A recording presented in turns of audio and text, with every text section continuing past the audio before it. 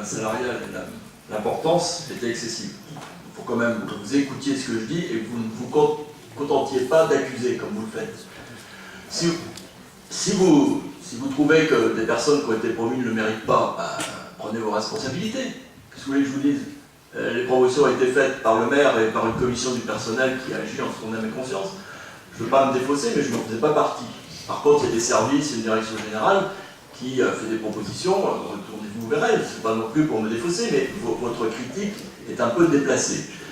Quant aux absences pour maladie, vous savez très bien que c'est un sujet et qu'on ne gère pas ce sujet-là, particulièrement délicat, dans le cadre public comme on le gère dans le cadre privé en général. Il y a des secteurs du privé où c'est exactement la même chose, je vous le signale. Moi, je prends les choses comme vous et je fais face comme vous avec un respect des personnes, y compris de mes adversaires ici, ce qui ne semble pas votre cas, avec un respect des personnes et du personnel. Alors moi, quand je lis que dans la presse que la mairie est à bout de souffle, bah, c'est pas très sympathique pour les personnes qui fonctionnent maintenant sous votre autorité, qui composent les services. C'est pas très sérieux de parler comme ça. Il y a un minimum de respect. Que vous veuillez recadrer les choses à votre manière, chacun sa manière, c'est certainement pas la même que la mienne n'est certainement pas la même que d'autres collègues. Que vous veuillez cadrer, dites-le, moi je ne suis pas opposé. Si vous arrivez à baisser les taux d'absence pour maladie, si vous arrivez à baisser les taux de cotorep et autres pour lesquels on a une difficulté à reclasser les agents, mais bravo si vous avez la solution, bravo. Je vous signale que c'est un sujet et une question sensible pour tous les maires, qui soient de droite ou de gauche, et ce n'est pas d'aujourd'hui. Et je vous signale aussi que les dispositions qui régissent cette gestion-là sont prises par des commissions nationales qui sont présidées par des élus de votre bord politique. Donc faites attention à ce que vous dites, c'est tout. Ce que j'ai dit, j'ai bien parlé de maladie professionnelle, d'accord? Et le deuxième point, d'accident du travail. Je peux en parler de tout. Mais à partir du moment où il y a des risques et beaucoup d'accidents du travail, on prend les mesures, on met les mesures en place. Quand une courbe est croissante, on s'en inquiète. C'est tout, ça s'appelle la gestion. J'avais compris qu'il y a des mesures avaient été prises. Moi, je ne suivais pas ce secteur-là de très près. Des mesures ont été prises. Donc ce que vous dites, c'est comme s'il ne s'est rien passé, comme si on était des fiefés crèves. C'est un nouveau. Non, il y a des gens responsables. Il y avait un maire responsable. Il y a une politique à la direction du personnel, justement, qui va dans votre sens. Que ça n'ait pas été fait à votre manière, soit assez, soit, mais ça a été fait, je tiens à défendre ce qui a été fait, et à défendre des services, et la direction générale des services, qui s'en est chargée. Il ne faut pas aller trop loin dans l'accusation, monsieur. Je vais répondre brièvement. Alors, à vous écouter, monsieur Chapa, donc vous êtes d'accord avec beaucoup de points sur le budget de fonctionnement, mais vous allez voter contre. Bon, certainement une posture politique. Mais à vous entendre, c'est la culture qui pose un problème. Mais allons bon, à lire votre dernière tribune dans le bulletin municipal, il faut baisser la dépense publique, ce que vous n'avez pas fait, mais en même temps, il ne faut rien changer. On ne touche à rien, c'est trop tôt, on fait ça l'année prochaine, ou l'année suivante. Non, ce n'est pas responsable. C'est pour ça que les Morpasiens nous ont fait confiance, et qu'il est temps de changer les choses. Merci. Monsieur Chapa. Je ne veux pas polémiquer là-dessus.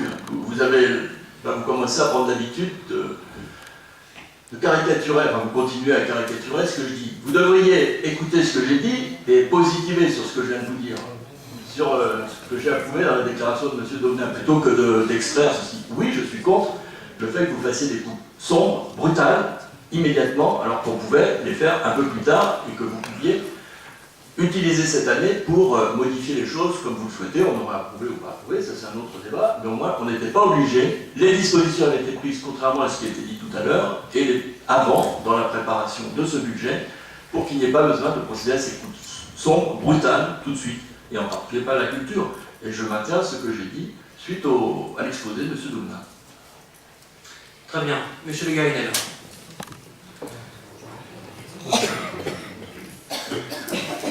Merci. J'ai eu peur. J'ai cru qu'après avoir constaté que nous avions quasiment eu tous le même programme, il n'y aurait aucune polémique. Donc ça va, je suis rassuré. Mais non. Bon. Non, plus sérieusement, d'abord, oui, je remercie aussi, d'abord parce que c'est la tradition et c'est naturel.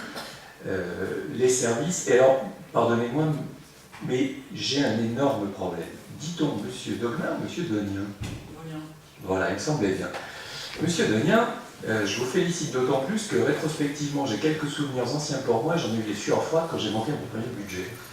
Alors, vous évoquiez la problématique du délai, ça, alors, vous aurez fait grâce de bien des choses, mais il se trouve que le calendrier électoral est ainsi fait que, hélas ou pas d'ailleurs, chaque fois qu'il y a changement de majorité, ceux qui abordent les sujets se retrouvent collés au mur en moins de 3 semaines, et je vous accorde que c'est un peu délicat. Bon, ceci étant dit, vous avez évoqué un certain nombre de choses qui méritent intérêt. Y a-t-il des points sur lesquels on peut être d'accord? Oui, sans aucun doute. Qu'il y ait de fortes contraintes de la part de l'État, c'est certainement pas... D'ailleurs, je crois qu'ici personne, enfin j'espère, ne le contestera. Je suis fort peu optimiste pour l'avenir, en dépit des déclarations extrêmement volontaristes de la politique nationale. Je ne crois pas une seconde que les objectifs de réduction de dépenses soient réalisés dans les prochains exercices, ce qui veut donc dire que parmi les pistes possibles de travail que vous aurez à mettre en place, j'imagine bien que vous avez déjà abandonné cette idée extrêmement audacieuse qui serait que l'amélioration de la situation nationale nous permettrait de nous exonérer d'un certain nombre d'efforts locaux. Deuxièmement, ceci étant d'ailleurs, parfois il faut aussi reconnaître que les collectivités n'ont pas été très vertueuses dans leur façon de dépenser et que l'État se réfugie aussi derrière ça pour tenter de reprendre la main, ce qui au passage est une façon de vider la décentralisation de son sens, parce que dès lors qu'on ne maîtrise plus les finances, je ne vois pas comment l'article de la Constitution qui dit que les collectivités s'administrent librement pourrait avoir du sens. Bon, sur vos choix dans ce budget, objectivement tout le monde a bien compris, un budget de transition. Bon. Ça ne veut pas dire que c'est un budget sans orientation politique. J'ai regardé très attentivement, d'abord parce que c'était assez simple cette fois-ci, et le rendez-vous véritable sera dans la préparation du prochain budget évidemment. J'ai regardé avec autant d'attention que je le pouvais les options que vous avez mises sur la table. D'ailleurs, je ne suis pas forcément d'accord avec les uns ou les autres sur ce qu'il convenait de faire ou pas, et donc le jugement qu'on peut porter sur ce que vous avez décidé. Que vous ayez ressenti le besoin de faire des économies, ça ne me surprend guère, je trouve même ça plutôt louable. Dans la façon de les faire, d'ailleurs, moi, je n'ai pas d'objection majeure. Je vais même peut-être vous surprendre dans quelques instants. Donc, pour le dire autrement, que Camus fasse l'objet de ce qu'on peut appeler pudiquement un moratoire, ça ne me gêne rien. Sur les fêtes et cérémonies, j'ai un souvenir encore suffisamment frais pour l'avoir bien en tête, pour leur rappeler qu'on pouvait faire sans doute plus convivial. Le mot de famille ne me gêne en rien, il fut même employé par d'autres que vous. On peut faire plus convivial, plus familial, plus local, plus tout ce qu'on veut, en dépensant sans doute d'abord mieux, et sans doute aussi moins. Sur l'audit, l'audit, ça c'est un sujet que je connais un peu. J'ai été un peu surpris parce que j'ai vu que dans vos documents, vous parliez sans cesse d'un audit financier. Je pense que le mot est trop restrictif. Enfin, j'espère que ce que vous faites ne correspond pas exactement à ce périmètre-là. Parce qu'au-delà du seul aspect financier, c'est évidemment une problématique de gestion globale qui est à prendre en compte. Et en toute immodestie, je vous mets en garde. J'espère que vous avez bien choisi. D'abord, je regrette que vous ne le fassiez pas vous-même, parce que c'est souvent une question de bon sens, en réalité. J'ai cru comprendre que vous preniez un organisme extérieur. L'expérience et un peu ancienne que j'ai montre que très souvent d'ailleurs, nombre de ces organismes vous font payer cher sur papier glacé le résultat des questions qu'ils vous ont posées et auxquelles vous avez fourni les réponses. Donc en général, on a tout intérêt à commencer par regarder soi-même avant d'aller chercher ailleurs. C'est à moindre frais et ça permet d'accroître d'autant la marge d'économie, ce qui, compte tenu des tarifs pratiqués dans la profession, est loin d'être négligeable. Mais encore une fois, ce n'est pas un procès d'intention. Je ne sais pas comment vous l'avez décidé, je ne sais pas qui vous avez choisi, et c'est, je l'imagine, un excellent cabinet s'il nous est extérieur. Bon. Sur 2 ou 3 autres points, que vous vouliez rationaliser la dépense, notamment du CPM, mais pas seulement, fort bien. Vous n'êtes pas innocent au point d'imaginer, bien sûr, que la marge que vous aurez identifiée, vous pourriez ipso facto la transformer en économie réelle à court terme, tout simplement parce que le process d'identification et le process de gestion de l'économie va venir affaiblir d'autant le montant global. Mais ceci étant, c'est évidemment un point qui mérite beaucoup d'intérêt. Sur les associations, je ne vois pas comment vous auriez dit autre chose que ce qui a été annoncé, sauf à commencer à avoir des relations un peu difficiles, ce qui n'est guère la meilleure manière de commencer un mandat, je vous l'accorde. La question qui va vraiment se poser, c'est pas tant d'ici au 31 décembre, c'est sur l'avenir. Vous l'avez implicitement évoqué, enfin même explicitement. Donc je m'autorise juste un propos bref là-dessus. On aura sans doute l'occasion d'y revenir longuement à l'occasion d'un prochain débat. Il y a plusieurs façons d'être vertueux. Il y a une vertu à moindre coût qui consiste à essayer de faire des économies, c'est-à-dire en rationalisant les dépenses telles qu'elles existent déjà. C'est ce que vous êtes en train de faire, et donc, sauf parce qu'on ne partage pas ce que je comprends, hein, un certain nombre de notions de fond, en tout cas sur le principe, je ne vois pas qui serait contre. En revanche, on peut être plus vertueux que ça, et les circonstances ne l'ont pas permis. Mais il me semble qu'on ne peut pas continuer à tenir indéfiniment le discours qui revient à dire que la pression fiscale globale est trop élevée dans ce pays, qu'il faut faire évidemment des efforts et s'en tenir à ce type de gestion-là. Je vous invite à imaginer un acte dont je sais, et ce n'est pas une plaisanterie que de le dire ainsi, qui demande beaucoup de courage politique, qui est de regarder de près ce qui mérite d'être fait et ce qui mérite de ne plus être fait.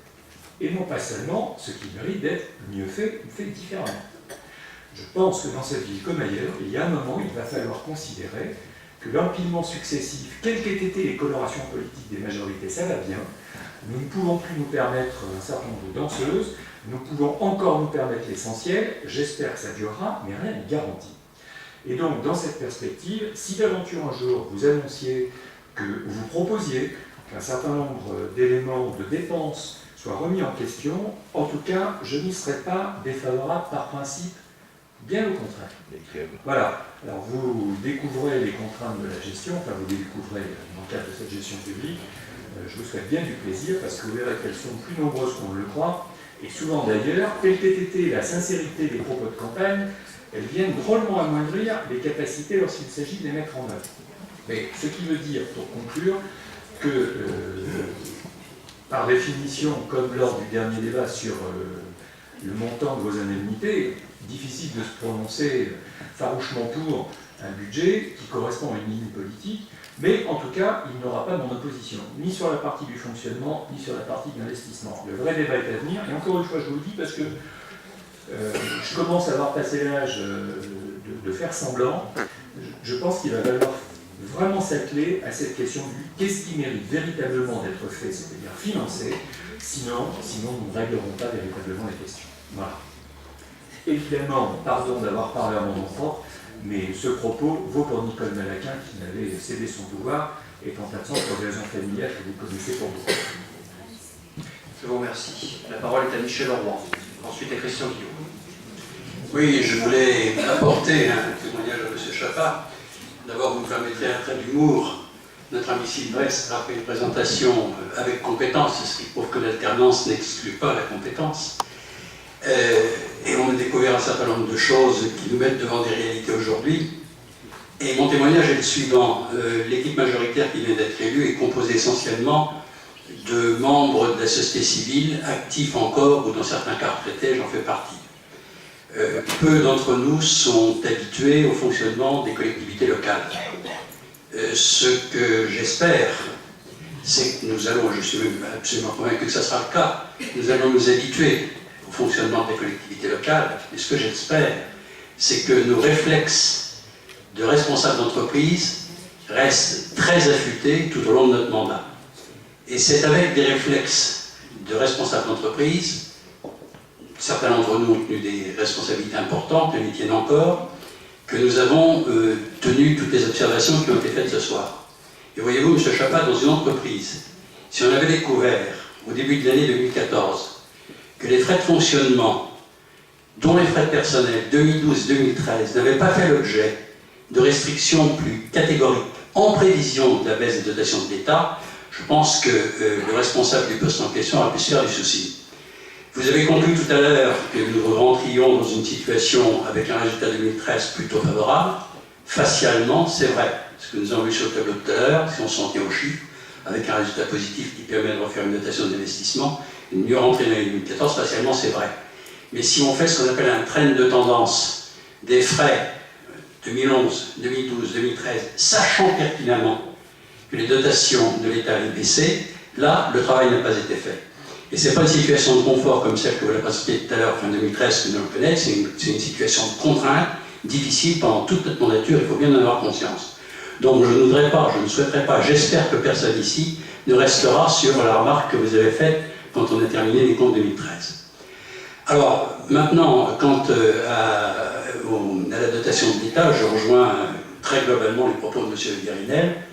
Une collectivité qui refuserait cette baisse de dotation ne serait pas citoyenne, puisqu'elle ne respecterait pas l'effort national pour la réduction de la dette publique. Donc nous devons être citoyens. Mais par parenthèse, au passage, on pourrait de temps en temps avoir des réflexes un peu plus politiques que ceux que vous n'avez eus. Par exemple, l'État baisse ses dotations et nous impose des trains de dépenses, des lignes de dépenses que nous ne voulions pas. Deux exemples. Alors évidemment, vous allez me dire la loi est la loi et on la respecte, encore que. Deux exemples. Le changement des rythmes scolaires. Nous avons le courage, notre maire a pris position là-dessus, d'essayer de ne pas les mettre en place. Il fallait absolument résister, c'est une aberration nationale et c'est un coup direct pour la collectivité dont personne ne voulait. Le deuxième point, bien sûr, le deuxième exemple que je prendrai, c'est la fameuse suppression de la journée de carence. On est bien loin d'aligner la fonction publique à la démarche d'entreprise et c'est dommage, parce que cette journée de carence, notre collègue Sylvestre a montré que ça avait un coût.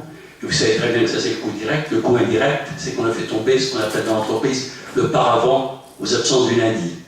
Alors voilà, j'arrêterai là mes considérations qui sont très générales. Je ne rentre pas dans la technique, elle a été faite, je ne rentre pas dans les chiffres. Mais je pense que vous devez peut-être avoir en tête qu'il n'est pas surprenant de notre part, de toute l'équipe, qu'on ait des réflexes d'entreprise systématiques en s'adaptant le mieux possible aux structures de fonctionnement d'une collectivité. Merci Michel. Christian Guillot et ensuite Ismaël Havane. Oui, je souhaitais simplement répondre aux inquiétudes de Michel Chapa concernant la rue de Villeneuve. Le lendemain même de notre installation, Myriam et moi-même avons demandé au maire de mettre à 30 à l'heure toute la zone qui justement présente une grande dangerosité. Pour mémoire, cet après-midi, nous étions en compagnie du directeur des services techniques sur les lieux. Il m'a remis également les différents plans pour justement adapter ce secteur qui, comme tu le disais, est d'une grande dangerosité. Par contre, ce qui est regrettable, c'est que ces aménagements s'arrêtent soudainement et qu'il reste environ 500 mètres pendant lesquels les enfants, les gens ne bénéficient d'aucune protection. Donc le hameau de Villeneuve a été pendant de nombreuses années le grand oublié au niveau de ces travaux. Donc nous n'avons pas été absents dans cette action puisque régulièrement je l'ai demandé en conseil municipal dans la mandature précédente. Donc je suis ravi que ces travaux aient déjà commencé. Il nous restera justement à continuer afin d'assurer la sécurité des gens jusqu'à leur résidence. Mais pour l'instant, dans toute la partie village qui pose problème, la circulation est limitée à 30 à l'heure et je vais prochainement demander au maire de faire en sorte de s'assurer que cette limitation est bien respectée. Merci Christian. Monsieur Van. Merci Monsieur le maire, chers collègues. Je m'associe à ce qui a été dit précédemment sur le fait de saluer la présentation que vous avez faite du budget, sur le travail que les services ont effectué et les documents qu'on a reçus, dans un temps qui est plutôt convenable, vu les délais, c'est pas facile. Donc je m'associe à ça et je vous remercie pour cette présentation. D'un point de vue général, sur la présentation que vous avez faite, vous avez insisté sur deux éléments importants pour expliquer la baisse du budget de fonctionnement et la difficulté de vos marges de manœuvre. La première, c'est sur les baisses sur la DGF, les baisses de dotation de l'État. Ici, nous sommes tous d'accord, lorsque nous sommes en responsabilité, nous préférerions avoir plus de dotations que moins, ça va de soi. Donc je suis aussi dans ce cas de figure-là. Mais je tiens à rappeler à chacun d'entre vous qu'il ne faut pas être amnésique et se rappeler que les baisses de dotation de l'État ont commencé en 2010, en tout cas se sont accrues en 2010 et ne datent pas d'aujourd'hui. Nous sommes dans une situation financière, économique très difficile. D'ailleurs, le tableau que vous avez montré lors de votre présentation, qui montrait le déficit public, on voyait bien, pour ceux qui ont fait attention, que les déficits publics étaient aggravés en 2007, 2008, 2009. Donc, bon, c'était la parenthèse, mais en tout cas, il faut savoir que les baisses de dotation de l'État ont été accrues à cette époque-là. Ça n'exonère pas quand même les choses. Aujourd'hui, nous devons sortir notre pays de cette difficulté-là, et nous avons quelque part, c'est pas le mot peut-être qu'il faudrait, mais en tout cas, cette petite chance à mort pas d'avoir une gestion qui est plutôt saine, puisque nous avons une dette par habitant qui est très faible, et c'est par ce biais-là que nous pouvons avoir des marges de manœuvre. Je tiens aussi à rappeler, pas à chacun d'entre vous, mais vous le savez très bien, qu'il ne faut surtout pas aussi être amnésique, ce qui a étranglé les collectivités locales pendant un temps, ça a été la suppression de la taxe professionnelle, qui a déplacé la fiscalité des entreprises vers les ménages. Chacun de nous, ici, nous le savons. Il est important, je pense, de rappeler le passé, parce que ça explique aussi le présent et la situation d'aujourd'hui. Le deuxième élément sur lequel vous vous êtes attaché sur l'explication du manque de marge de manœuvre, même si vous avez quand même mis en avant que nous avons une dette par habitant qui est très faible et la marge de manœuvre est ici, ce sont le personnel, les charges sur le personnel. Alors, moi, j'aimerais vous poser la question suivante. De ce que j'entends sur la présentation que vous avez faite, c'est à terme, ou à court terme ou à moyen terme, dites-moi si je me trompe, peut-être une diminution, votre volonté d'avoir une diminution de cette charge-là. Auquel cas, comment vous faites? Est-ce qu'il y aura des remplacements qui sont prévus pour les départs à la retraite? C'est une question que je me pose, puisqu'elle vous tient tant à cœur, légitimement. Comment comptez-vous baisser cette masse salariale? Sur 2013-2014, il y a eu 5 suppressions de postes, ou un peu plus, je ne sais plus, dont certains dans le secteur social. Aujourd'hui, comme vous l'avez rappelé, nous sommes dans une situation financière très difficile, ce qui veut dire que les Français et les Morpasiens, de fait, subissent la crise de plein fouet. Et ces suppressions de postes au niveau social, est-ce que vous pouvez nous en dire un petit mot? Et en tout cas, moi, selon ma vision que je fais de la politique, lorsque nous sommes dans une situation assez difficile, il faut justement arriver à maintenir un certain nombre de postes qui pourront aider les Morpasiens les plus faibles. Ça, c'est la présentation générale que je voulais vous faire. Et je pense qu'un budget, c'est un acte politique fort. C'est-à-dire qu'on donne une vision, on donne les grands chantiers à venir. Je comprends bien que là, l'exercice est très difficile, et je vous l'accorde. Le terme de budget d'attente a été employé tout à l'heure, et c'est ce qui convient. Malgré tout, nous sortons d'une campagne, il ne s'agit pas de refaire la campagne, mais nous avons pointé un certain nombre d'axes forts vers lesquels nous souhaitions aller.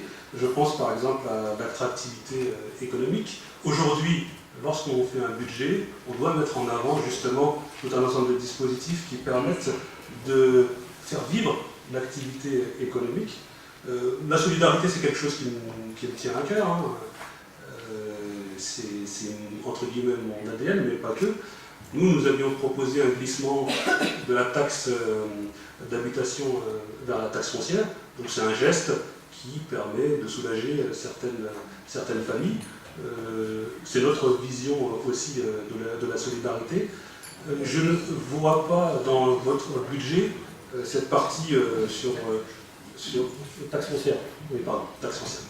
Je ne vois pas sur ce budget justement cet axe fort sur la solidarité. Sur la démocratie, je ne vois pas aussi, comment dirais-je, une vision claire avec des financements clairs. Je vois une baisse de la voirie. Est-ce que vous pouvez nous en dire un mot, monsieur le maire, puisque ça touche directement la vie des Morpasiens.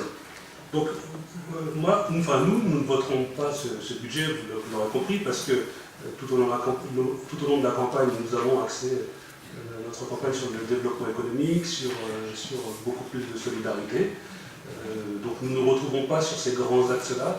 Je ne retrouve pas une description politique même si je le dis encore, c'est un budget d'atteinte. Merci.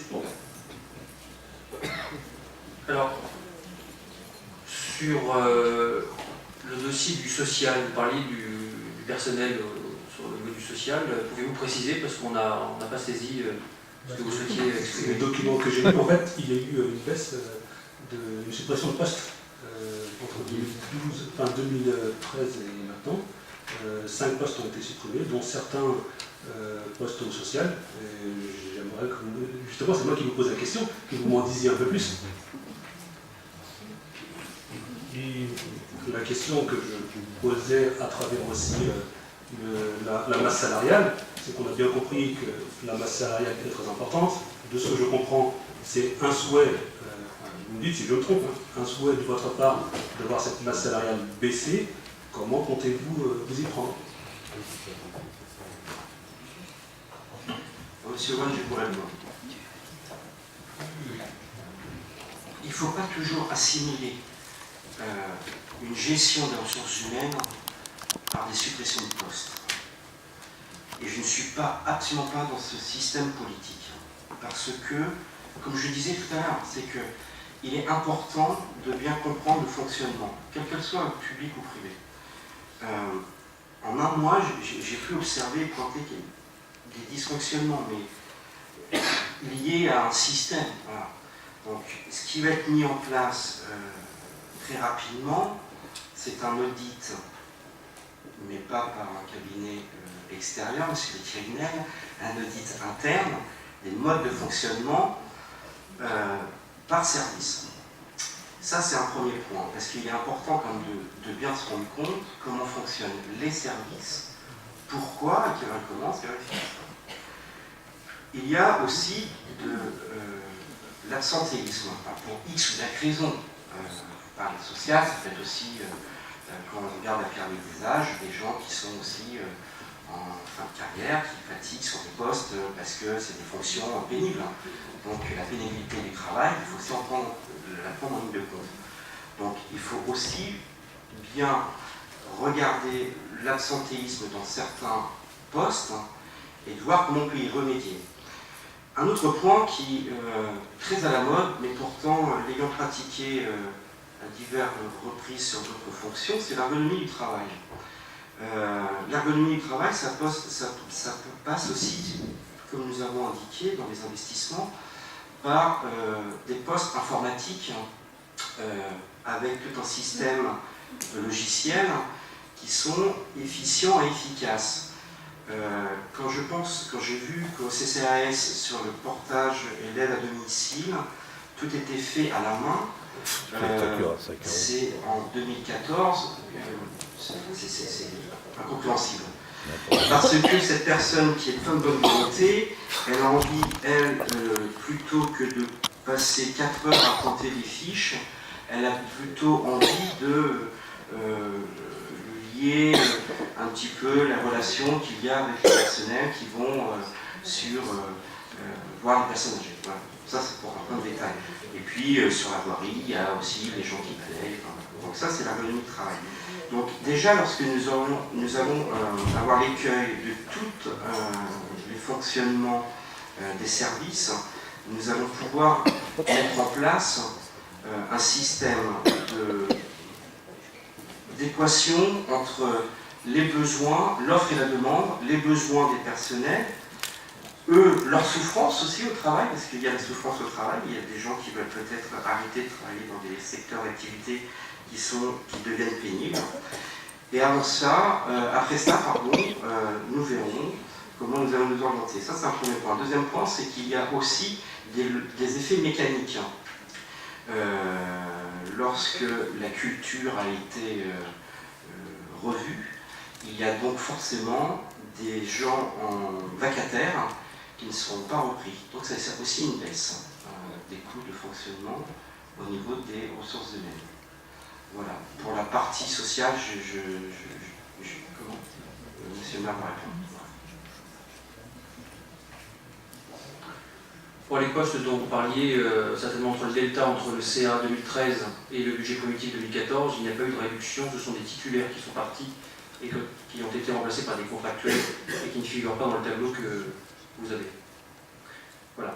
Pour ce qui est ensuite du plan voirie, effectivement, les investissements sont moins importants que l'année précédente, étant donné que le CD13, la route départementale, est pratiquement terminé, et donc évidemment le montant des travaux n'est pas le même que celui que nous allons engager, puisque nous allons refaire un certain nombre de couches de roulement dans beaucoup de quartiers qui avaient besoin d'être refaits et qui, je le dis, ont été oubliés depuis des années. Ensuite, vous parliez de la démocratie locale. Alors la démocratie locale, ça n'a pas vraiment de coût. La démocratie locale, c'est de consulter les Morpasiens quand il le faut. Ils le font souvent. Ce sera mis en place dès cette année.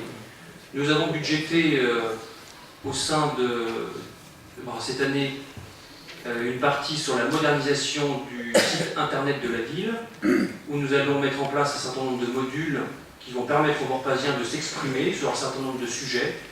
Et donc là-dessus, c'est à l'étude et nous reviendrons naturellement vers vous dans les prochains mois pour en parler en détail. Ensuite, brièvement, sur le déficit public, il ne vous aura pas échappé qu'on a connu quand même une grave crise financière mondiale et que tous les pays dans la période 2008-2011 ou 2012 ont été impactés. Donc c'est un peu facile de rejeter la faute sur le gouvernement précédent. Voilà, c'est ce que je souhaitais dire sur ce point. Y a-t-il d'autres questions sur le budget? Monsieur Michelet. Alors, monsieur le maire, chers collègues, je ne suis pas un spécialiste de la comptabilité publique. Excusez la voix éraillée, j'ai souffert d'un petit coup de froid en allant dans l'Ouest. Mais je voulais vous associer, Carole Rossi-Cuvelier et moi-même, aux remerciements qui ont été adressés au service et à monsieur Donien pour l'intensité de travail qui a dû être la leur pendant les jours durant lesquels moi je prenais du repos. Mais je mets une question technique. Est-ce que régulièrement on sera convoqué le mercredi à 19h30 ou est-ce qu'on passera à 20h30 par la suite? Ce sera toujours 19h30. Ah, ça mais pas mercredi. Ça nous prive de la perspective de passer une nuit tous ensemble, quel dommage. Mais bon, Absolument. on va essayer de se contenter de ça. Moi j'ai une demande technique avant de vous poser des questions de manière très linéaire. La première, c'est la dotation globale de fonctionnement qui est réduite de 3,3%. Il y a quelques mois, j'entendais parler de 1,8 à 2. Je suis triste de constater qu'elle a augmenté de 50% dans sa diminution, passé de 2 à 3. Une augmentation de 50%, c'est lourd. Expliquez-moi techniquement pourquoi, dans les collectivités territoriales, autres que Morpa, elle est à moins 3,3, elle est à moins 9 dans la présentation de la note de synthèse. C'est une coquille ou parce que... En fait, les moins 3,3, c'est au niveau national, c'est l'enveloppe globale. D'accord. Après, commune par commune, c'est pas forcément... Donc nous, on souffre d'une diminution de moins 9% de notre DGF. D'accord. Entendu, merci pour cette explication. Alors ensuite, sur la ligne que vous adoptez pour ce budget, nous d'abord, nous ne proposons pas, enfin nous ne nous considérons pas comme une opposition systématique, mais comme une composante de ce conseil municipal. On est arrivé dans cet état d'esprit-là et on a étudié le budget dans cet état d'esprit-là. Lorsque vous dites « nous n'augmenterons pas les taux d'imposition, quels qu'ils soient, nous vous suivons », pas de problème. Lorsque vous parlez de la suspension de la saison pro Albert Camus, nous aussi, lors de la campagne, on avait pris des éléments qui nous permettaient d'appréhender les réalités morpasiennes. Albert Camus, c'est un équipement déficitaire à 387 000 € an, autofinancé à 8%. Ça se passe de commentaires, certes, mais il y a du personnel qui travaille à Albert Camus et pas que du vacataire. Et c'est là que je vous pose la question. Lorsque vous suspendez la programmation professionnelle d'Albert Camus, qu'est-ce que vous envisagez de faire ou de proposer aux agents qui étaient en charge de la réception des artistes? Est-ce que je peux poser mes questions une à une et obtenir les réponses ou est-ce que je vous fais un package? Package. Package. Merci. On continue. D'accord. Vous notez alors, hein. Lorsque vous proposez la réduction des dépenses de fêtes et cérémonies, on l'a envisagé les années précédentes et on l'a opéré. Là, vous proposez 40 000 € de moins, c'est ce que j'ai lu dans le budget. Est-ce que vous pourriez nous indiquer précisément de quoi il s'agit pour économiser 40 000 € dans ce domaine? Lorsque vous parlez d'un audit financier, j'ai compris que c'était un audit interne. Je remercie Pierre-Louis Guérinel d'avoir posé la question, parce que je m'interrogeais aussi sur sur les professionnels que vous aviez sollicités pour cela, et la question évidemment, le pendant, c'était combien?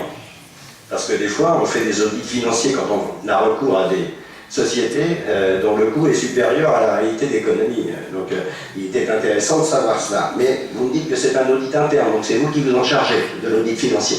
L'audit financier sera fait par un cabinet extérieur et l'audit organisationnel sera fait en interne. Il n'est pas précisé dans le budget. Alors, moi, d'accord. Je ne vais pas vous demander de qui il s'agit, peut-être qu'il n'est pas encore défini, peut-être qu'il l'est, mais peut-être. Qu'est-ce que vous avez prévu comme enveloppe pour régler cet audit financier pour le tiers? Alors, vous avez terminé vos questions? Ah non? On continue. Ouais, d'accord. Ah, c'est vous qui avez répondu, monsieur le maire, là, hein? Alors, ensuite, sur la réduction sur le budget du centre technique municipal et les frais d'essence jugés démesurés, on avait aussi, nous, pris en considération ce problème, et vous savez, vous l'avez déjà appréhendé, que bon nombre d'agents ont des voitures dont ils se servent pour venir travailler et rentrer chez eux. Bon, ça fait partie d'avantages, dit d'avantages en nature. Vous me suivez? Non, pardon.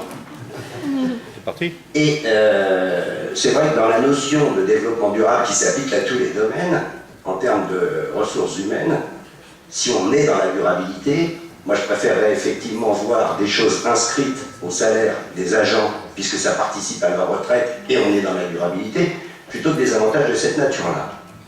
Alors, est-ce que vous allez vous compenser la perte de ces agents, ou est-ce que vous allez considérer, ben non, il y a une économie, parce qu'il y aura une perte forcément, c'est-à-dire que si vous dites à un agent qu'il devra prendre à sa charge et son véhicule, et donc le carburant nécessaire pour venir travailler et repartir chez lui, est-ce qu'il y aura une compensation ou est-ce qu'il n'y aura pas de mesure compensatoire? Je continue. Lorsque vous parlez de la modernisation du bâti communal, école et lycée, nous vous suivons. Lorsque vous parlez d'une extension de la vidéosurveillance dans les quartiers, nous sommes très partagés. Très, très partagés. Mais c'est le propre de Morpaillou, puisque nous nous sommes inscrits dans un pluralisme. Donc on a un avis pluriel là-dessus.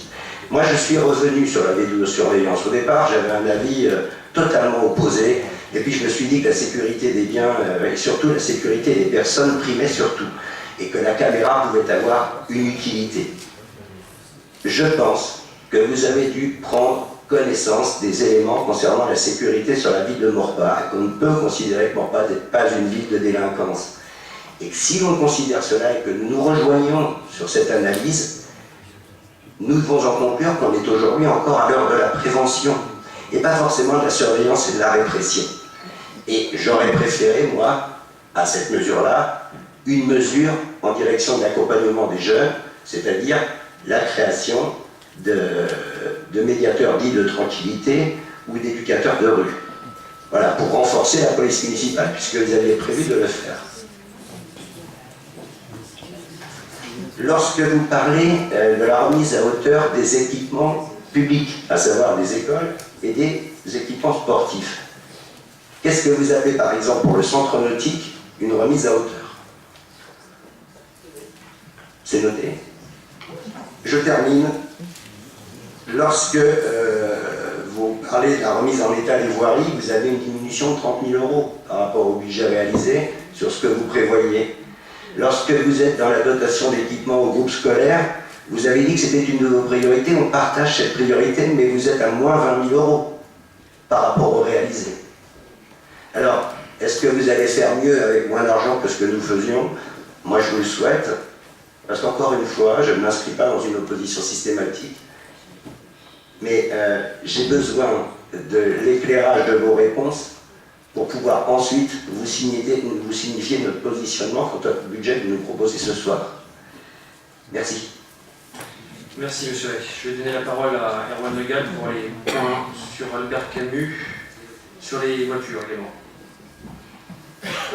Alors, monsieur, et justement, lorsque je parlais tout à l'heure d'audit de fonctionnement des services, ce que vous pointez, je l'ai également perçu, mais c'est pas tout à fait comme ça que ça se passe. Parce qu'effectivement, il y a pas que des vacataires, mais on prend aussi des vacataires parce que d'un côté, à Albert Camus, il y a un spectacle, et puis au Café de la Plage, il y a également un spectacle. Donc on n'arrive pas pas tout le temps, mais il n'y a pas de mutualisation. C'est-à-dire qu'on ferait par intermittence les choses, on ne serait pas forcément obligé de prendre autant de vacataires que nous prenons actuellement. Mais nous prenons également des vacataires parce que lorsqu'il y a des spectacles professionnels, il y a des ingénieurs du son, etc., que nous n'avons pas. Voilà. Je vous parle des titulaires. Hein. Oui, mais j'ai bien au niveau des titulaires. Nous n'avons pas exclu et fermé définitivement Albert Camus. C'est pas ça qui a été dit. Il a été dit que sur la saison pro, nous arrêtons là parce que nous avons besoin de visibilité. La preuve, nous devons mettre de l'argent pour une passerelle. Il avait été également étudié la scène, donc ça engage des frais. Mais il y a les associations également. Ah ben oui. Il y en a 20. Pardon. Il y en a un tiers mobilisable sur les 60 et il ne veut pas vous faire une saison. Enfin bon. Ah bah, on ne va pas faire une saison comme ça, effectivement. On ne va pas nous délibérer autour d'une table, on ne va pas faire une saison. Maintenant, il va y avoir le Grenelle des associations. Moi, j'en ai rencontré quelques-unes. Effectivement, on ne leur a jamais proposé, donc elles ne sont pas forcément demandeuses. Si on ne propose pas, on n'a pas. Voilà. Donc il faut voir également, en lien avec toutes les associations, ce qui peut être fait. Et puis, il y a peut-être d'autres choses aussi à voir. Donc ces personnels-là, on en aura besoin. Voilà. Et puis, il y a aussi, donc je reviens au Café de la Plage, c'est qu'au niveau du Café de la Plage, bah, peut-être qu'il y aura moins de vacataires à prendre. Voilà. Sur le Grenelle des associations, Monsieur Le Gall, je lui souhaite, moi, un avenir sur les grands engagements que vous prendrez à ce Grenelle morpasien, bien supérieur à celui qui a été réservé au Grenelle de l'environnement. Voiture de service. Alors, nous avons, il y a une demande qui est effectuée pour faire une analyse des véhicules. Voilà.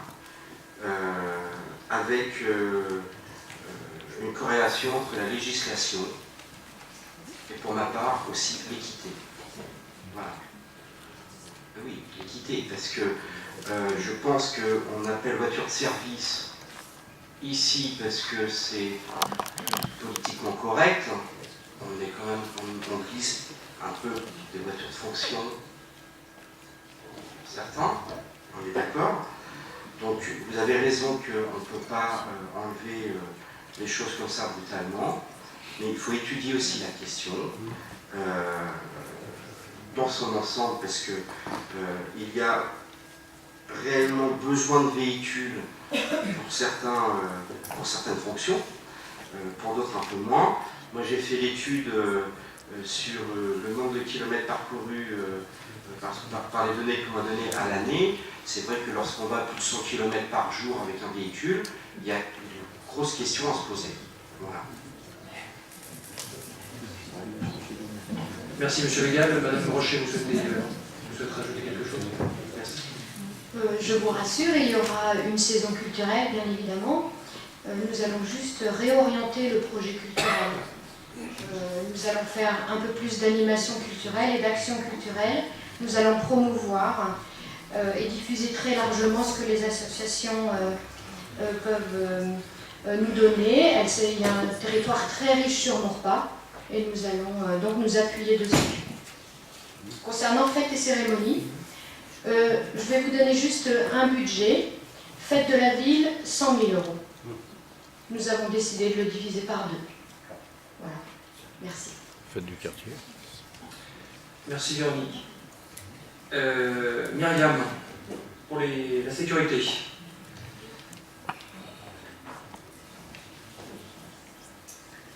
Alors, je voulais vous répondre par rapport à la vidéosurveillance, monsieur.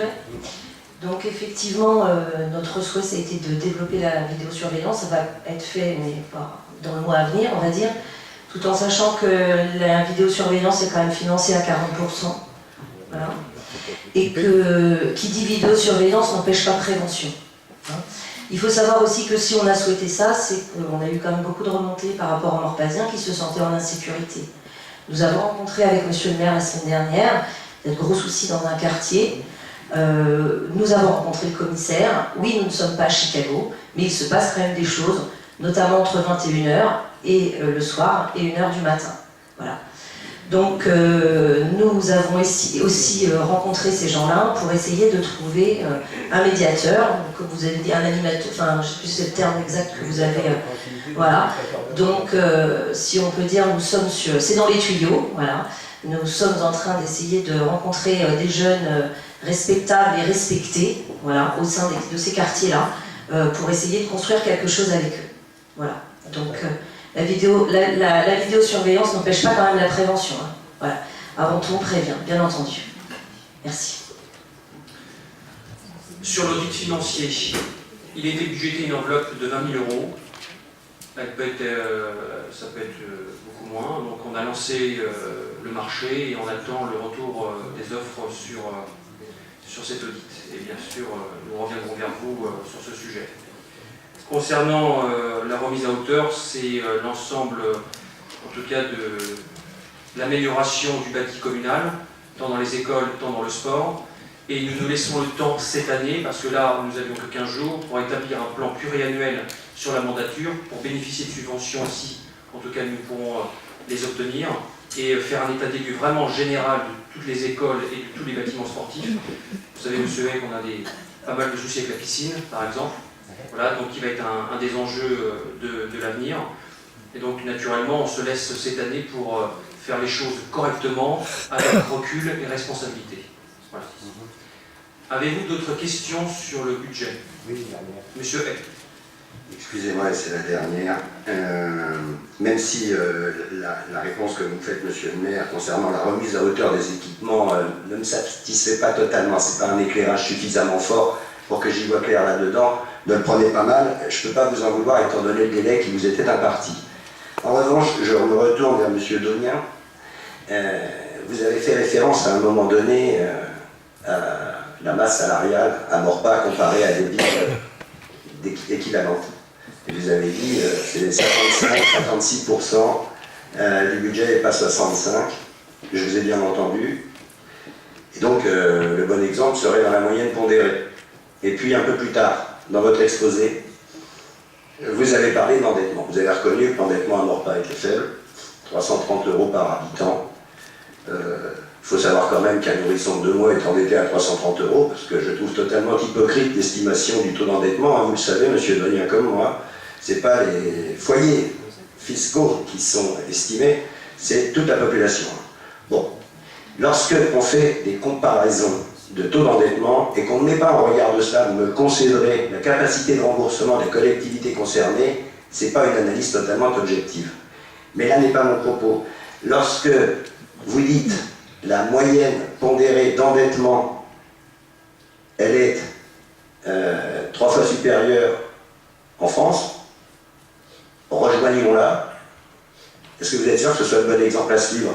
Je crains, moi, qu'on soit plutôt dans une politique, c'est pas péjoratif ce que je vais vous dire, monsieur Donien, mais ça s'emploie de cavalerie lorsqu'on recourt à l'emprunt. Quand c'est nécessaire et qu'il y a des urgences, je vous accompagnerai. Maintenant, sur une ligne de politique, de budget, vous annoncez que la moyenne étant à 900, nous à 330, on a de la marge, ça m'inquiète.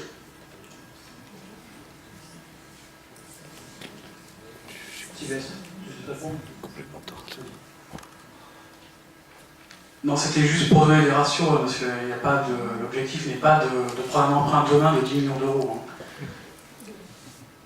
Hein. Très bien. Avez-vous d'autres questions sur le budget avant de passer au vote? Il n'y en a pas, très bien. Alors, partie fonctionnement. Qui est contre? 4 voix. Qui s'abstient? Alors attendez, parce que les taux sont d'avant, apparemment.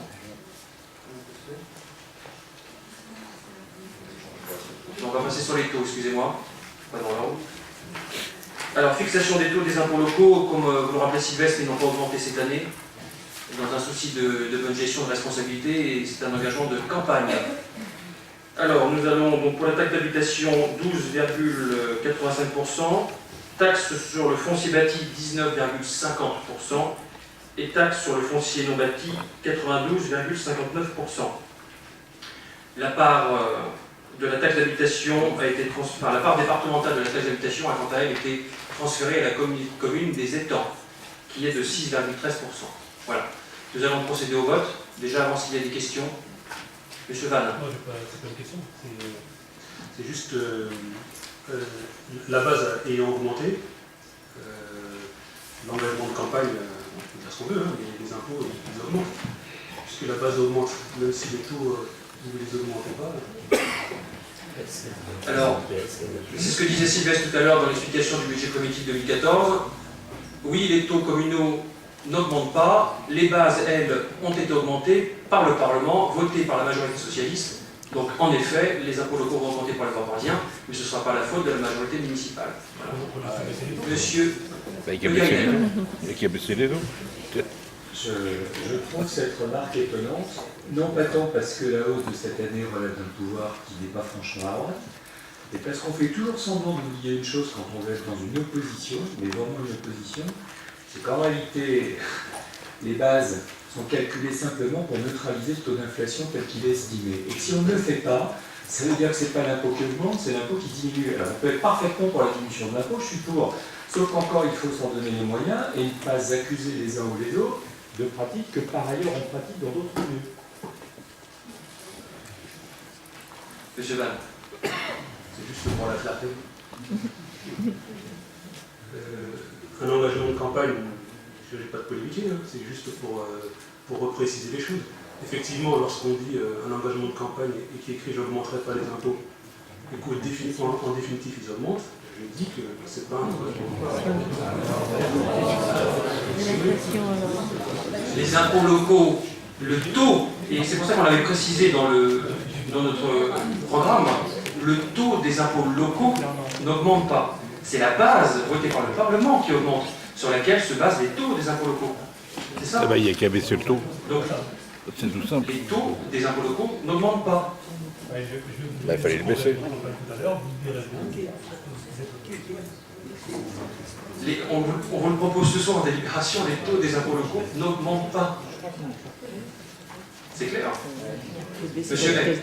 D'ailleurs, ça a rapporté 330 000 € la simple mécanique d'augmentation des bases pour l'année précédente. C'est estimé à combien pour 2014? 198 000 €. Ah, ils ont été plus modestes à l'Assemblée nationale. Vous vous rendez compte?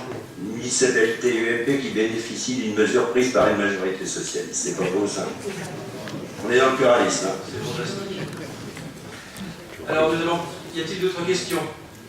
Nous allons procéder au vote des taux des impôts locaux. Nous allons augmenter. Qui est contre? Contre la non-augmentation, entendu. Qui s'abstient?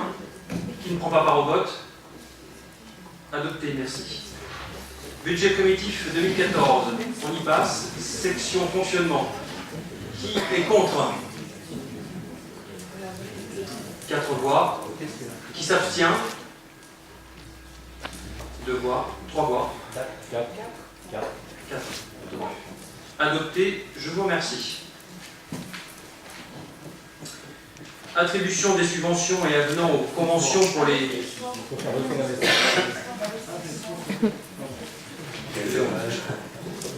Donc investissement.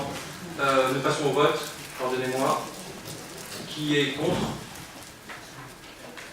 2 voix. Qui s'abstient? Qui ne prend pas part au vote? Adopté. Merci. Délibération numéro 6. Attribution des subventions et avenant aux conventions pour les associations bénéficiant d'une subvention supérieure à 23 000 € et pour la mise à disposition de personnel. Alors là encore, comme on vous l'expliquait tout à l'heure dans le débat budgétaire, nous avons souhaité reconduire naturellement les subventions aux associations. Nous avons un tissu associatif très riche à Morpa qu'il faut soutenir, tout en sachant que 50% des subventions avaient déjà été votées par l'équipe précédente au mois de janvier et que là, nous devons nous prononcer sur les 50% qui restent. Donc, naturellement, nous vous proposons un tableau qui correspond aux attentes des associations pour l'année 2014. Y a-t-il des questions? Monsieur Hay. La caisse des écoles, c'est dans le domaine associatif ou non? Non. Non. Donc, Madame Rossi-Cubelier pourra participer au vote.